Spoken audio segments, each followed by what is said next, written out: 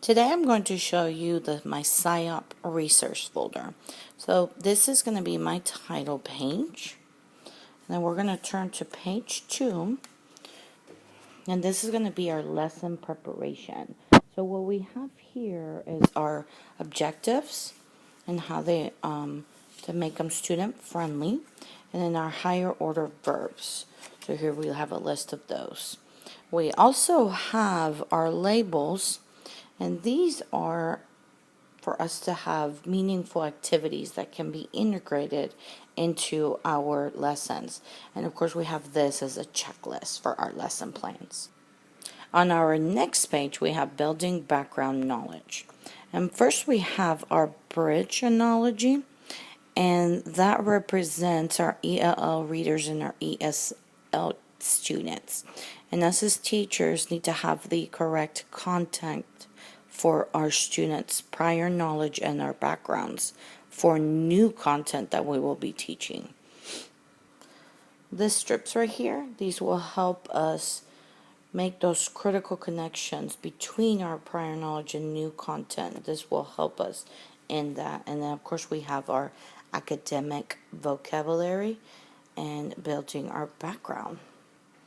And the building background, this booklet will show us our strategies that we can use. Going from page 2 to 3, we must turn our booklet.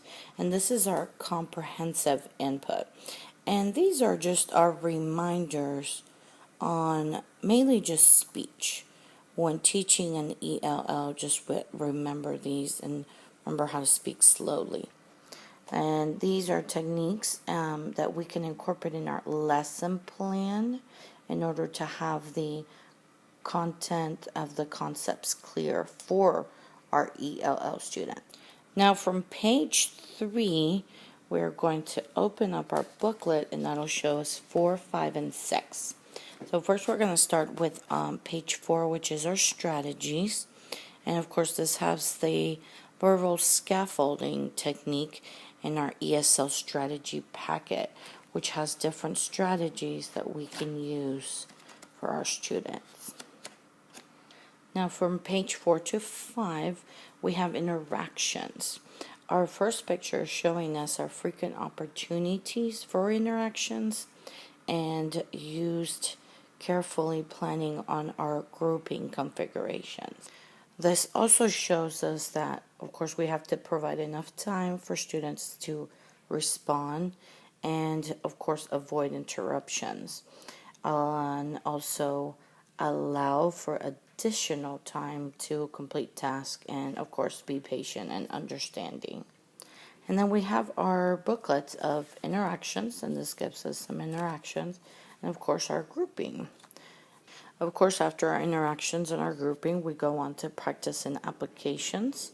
And these hands represent interactive ways to incorporate activities in order to apply content and language knowledge. Then we go on to page 6. And our first part is going to be lesson delivery. And of course, we have a lot of things that go into it to make sure the objectives need to be measured. Objectives need to be observed, and objectives, of course, need to be assessed. These are reminders of that both objectives are content and language. They need to be reviewed, displayed, and should be written in student-friendly manner, of course. And then, of course, you have the watches, the clocks.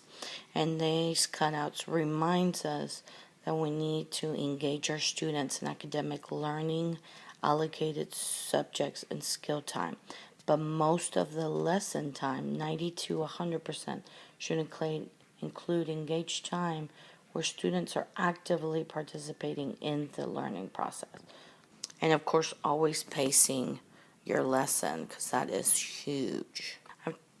We also have our interactive ways to engage your students in our lessons. So this kind of gives us different ways of think, parent, share, eJournal, Wiki. Then we have review and assessment. And this is our informal and our formal assessing our students.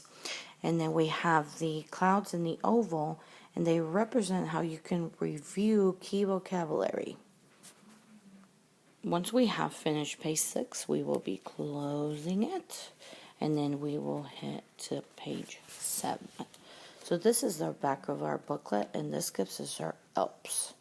So we have these different forms, just learning strategies, listening, speaking, reading, and writing.